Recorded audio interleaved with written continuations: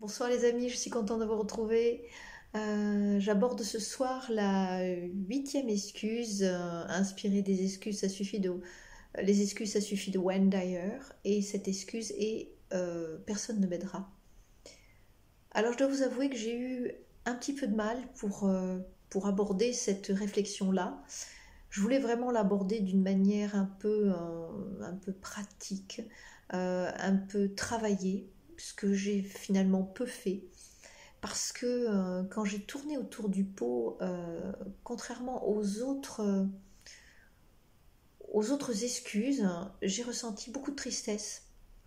Et je me disais, la personne qui se dit personne ne m'aidera, c'est vraiment quelqu'un qui est pris dans une grande solitude, vraiment dans une grande croyance qu'il peut être seul et qu'il sera toujours seul. Alors peu importe la demande, mais quand d'un coup on se dit personne ne m'aidera, euh, sans essayer finalement d'aller au départ chercher de l'aide, je me suis retrouvée comme si j'étais dans la peau d'un enfant, vraiment un enfant solitaire avec beaucoup de tristesse dans le cœur et je me suis mis à la place de cet enfant. Alors pourquoi je parle d'enfant pour l'instant?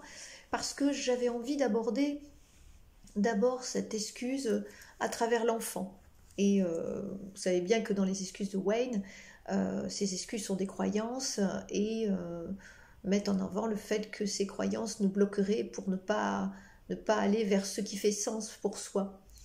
Mais quand je vois par exemple personne ne m'aidera, je vois vraiment comme l'injonction d'un enfant, une grande solitude, une mise en retrait. Et je me dis, quand on est enfant et qu'on cherche de l'aide et qu'on n'en a pas, c'est quelque chose qui va grandir dans notre cœur et en même temps de la méfiance des autres, peut-être la méfiance des adultes, peut-être la méfiance des autres enfants, il va y avoir aussi une grande solitude qui va se créer à l'intérieur du cœur comme une gangue.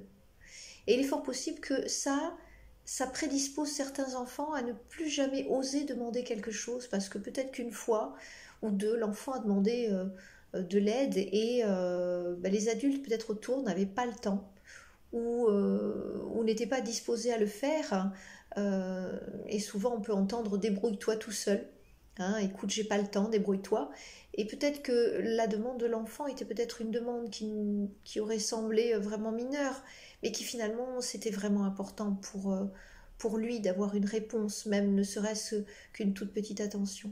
Parce que quand un enfant demande quelque chose, euh, dans 50% des cas, sa demande est vraiment plus une demande d'attention que finalement d'un désir réalisé. Il y a des enfants qui vont demander beaucoup d'aide.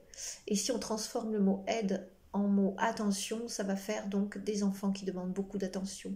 Des enfants qui ont besoin peut-être plus de sécurité, d'appartenance. Des enfants qui ont besoin plus de sentir qu'il y a un regard sur eux, quelque chose qui va les mettre en confiance. Donc l'aide, c'est pas automatiquement pour obtenir un objet ou pour obtenir absolument quelque chose. L'aide, ça peut être aussi juste une question de confiance. Et quand cette question de confiance n'a pas été nourrie, ou en tous les cas a pris trop de place dans la vie, bah, ça risque parfois de faire des enfants, des adultes qui sont dans le même état d'esprit. C'est-à-dire, j'ai pas confiance, je suis très seule dans ma relation avec les autres, et puis quelque part, bah, je suis très seule avec ma relation avec moi, dans mon intime de moi, je suis seule. Donc qu'est-ce que ça devient quand on est seul comme ça? Personne ne m'aidera. Eh bien, ça veut dire que pour les petites choses de la vie, ça peut passer, mais il peut y avoir des moments pour les grandes choses de la vie, ça va être de plus en plus compliqué. Donc, j'ai retenu quelques, j'ai retenu quelques petites idées auxquelles j'ai pensé, qui ne sont vraiment pas des idées de jugement, en aucun cas. Et en pensant vraiment à personne ne m'aidera, euh, que finalement ça a été une façon de se protéger, puis c'est devenu une habitude, puis c'est devenu une croyance, puis c'est devenu quelque chose de naturel dans le comportement de la personne, de se mettre en retrait et de ne pas oser demander de l'aide. Parce que personne ne m'aidera, et bien souvent derrière c'est je n'ose pas demander de l'aide puisque j'en avais pas avant, je vois pas pourquoi j'en aurai maintenant. Et je vais peut-être aller plus loin et peut-être que ça va, je ne sais pas, déranger ou mettre en inconfort certaines personnes, c'est personne ne m'aidera, c'est puisque je n'ose pas demander de l'aide, puisque personne n'a répondu à l'aide ou à l'attention dont j'avais besoin à un certain moment dans ma vie, c'est que peut-être finalement je n'en suis pas digne. Et donc quand je ne suis pas digne d'aide, eh bien je deviens transparent. Je ne demande rien, je suis juste dans mon coin, dans cette gangue de solitude, et je me mets en retrait. Et quand je vous dis ça, eh bien quelque part, je ressens vraiment beaucoup de tristesse, encore une fois, pour les gens qui sont dans ce fonctionnement-là, parce que ça va être des choses qui vont se répéter à tout moment, pour n'importe quoi, même pour la plus petite chose. Et donc automatiquement, il va y avoir vraiment un moment, une mésestime de soi. Je me mets en arrière et donc, soit je me mets en arrière et je deviens tout timide, alors qu'en fait, je suis quelqu'un quelque part de profondément gai. Soit je vais au contraire prendre toute la place et dire j'ai besoin de personne, de toute façon personne ne m'aidera, je vais me débrouiller tout seul, et puis de toute façon j'ai confiance en personne. Donc vraiment ça va être des petits moments de ping-pong. Ce qui est important, je pense, c'est d'abord de se porter de l'amour en soi. Et se porter de l'amour en soi, ça va être de développer déjà des petites gratitudes de soi. D'abord, qu'est-ce que je suis capable de faire seule? Ça, c'est une chose, sans aide. Il y a des fois, on ne sait pas de quoi on est capable tout seul, où on n'a jamais testé, où on reste dans des habitudes et des fonctionnements que l'on connaît. Donc, on ne sort pas de la fameuse zone de confort, peu importe. Hein. C'est aller se tester sur ce qui est inconnu. Qu'est-ce que je peux faire moi-même? Et qu'est-ce que je peux essayer de développer comme compétence et comme qualité? Déjà, cette première chose, qu'est-ce que je peux développer comme compétence et comme qualité face à cette non-confiance en soi? Et puis après, c'est vraiment, voilà, j'accueille aussi le fait que c'est compliqué pour moi de demander de l'aide. Et comme j'y arrive pas, je mets en avant, écoute, de toute façon, quoi que je demande, puisque je suis peut-être pas en capacité d'en recevoir ou j'ai pas le droit d'en recevoir ou je suis pas digne d'en recevoir, je vais devenir transparent, puis je vais être la personne que personne ne va voir.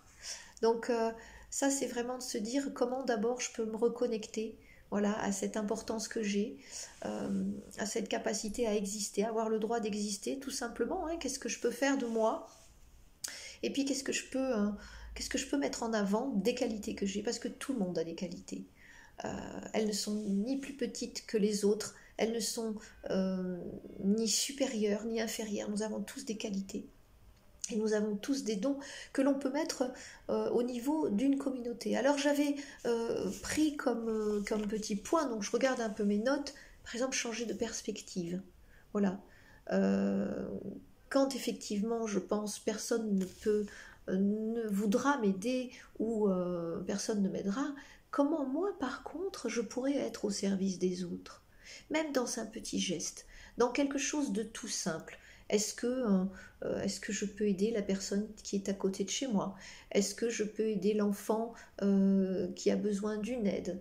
Est-ce que je peux sourire à cette personne? Ce sont dans les gestes les plus infimes que peu à peu on va retrouver la réassurance en soi et cette légitimité naturelle à communiquer avec les autres. Hein. C'est par les petits gestes, ça j'en parle souvent. Voilà, comment dans ma démarche, moi je peux être au service des autres.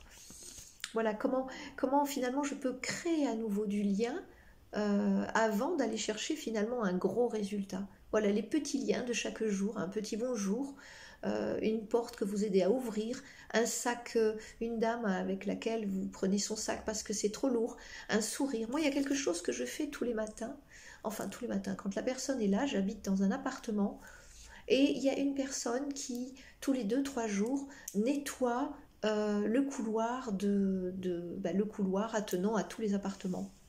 Et je suis obligée de passer, puisque je suis au fond, de passer tout le long du couloir. Et lorsque ce couloir est propre, vraiment j'essaie de faire attention et je m'excuse auprès de la personne qui fait le ménage et en même temps je la remercie grandement de nous permettre d'avoir un local et un couloir propre. Et si vous saviez les 2 ou 3 mots que que j'échange avec cette personne, si vous saviez comme elle est contente, et ça crée du lien, ça crée un lien de confiance, ça crée un lien de gratitude, un lien avec finalement ce qu'on pourrait dire l'étranger. Et c'est dans ce sens que je voulais vous dire aussi que lorsque vous avez l'habitude comme ça de rencontrer quelqu'un qui, premier abord, fait le ménage, vous savez, parfois, je vais être un petit peu dure, j'ai fait moi-même du ménage et il y a des fois, on pouvait être transparent aux yeux d'autres personnes, hein, plus intellectuelles. Mais si vous saviez combien moi j'avais pu être contente à certains moments dans ma vie quand on me disait merci Agnès, merci de rendre, de contribuer à ce que l'établissement soit propre. Et eh bien moi je pourrais dire que quand je vois cette personne, même il y a des fois, je vais sortir 5 minutes plus tôt de chez moi, genre à 8h20 au lieu de 8h25, pour pouvoir vite avoir la joie de croiser cette personne et d'avoir ce beau sourire et de la remercier de ce qu'elle fait. Eh bien ça c'est un geste, un petit geste d'aide et je sens que la personne est vraiment très contente. Alors en plus, cette personne est d'origine étrangère, donc juste le sourire, un sourire, si vous saviez combien ça peut créer un lien simple et solide à la fois, et un lien de reconnaissance de la qualité de l'autre. Ça, c'est très important, le lien de reconnaissance de la qualité de l'autre dans ce qu'elle fait, dans ce qu'elle est ou dans ce qu'elle dit, et de sa contribution à créer quelque chose de bon pour les autres. Eh bien, quand je vous dis être au service des autres, par son travail-là, cette personne-là, elle est au service parce qu'elle travaille, mais en même temps, de la remercier, elle va se sentir contribuer avec plus de joie, voyez-vous, à la propreté de ces couloirs. Donc déjà, ça pourrait être, voilà, comment est-ce que je peux être au service des autres, comment est-ce que je peux mettre en avant mes qualités pour que l'autre finalement en face de moi se sente en joie, se sente en bien-être. Si vous saviez combien ça fait du bien, et vous, je pense que vous l'avez déjà fait, quand vous aidez quelqu'un et que ce quelqu'un vous remercie, combien ça fait chaud au cœur. Alors, ça peut être important de passer par cette pratique-là, de reconnaître la qualité des autres et vous, dans votre investissement, dans votre engagement, sur quelque chose de tout simple, hein, ça peut être dire bonjour au voisin, à la voisine, tous les jours. Et vous allez voir que celui qui vous paraît étranger au départ va vous être familier. Et de plus en plus, nous allons finalement attendre mutuellement de se retrouver simplement dans ce passage furtif, fugace, éphémère de la journée. Ça dure 10 secondes. Et voyez comme la personne est heureuse. Rien que ça, vous recréez un lien avec les gens à l'extérieur et vous recréez un lien de confiance avec vous-même.